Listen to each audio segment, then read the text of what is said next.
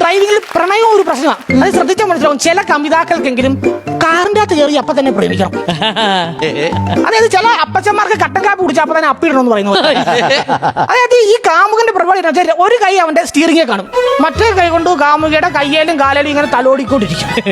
എന്നിട്ട് ഈ ഗിയർ മാറ്റാൻ വേണ്ടി ഇവന്റെ ഒരു സർക്കസ് ഉണ്ട്. എന്റെ പൊന്നോ, ഒരു മനുഷ്യൻ എന്റെ പൊന്നോ നിനക്ക് നന്നായിട്ട് മനസ്സിലാവുന്നത്.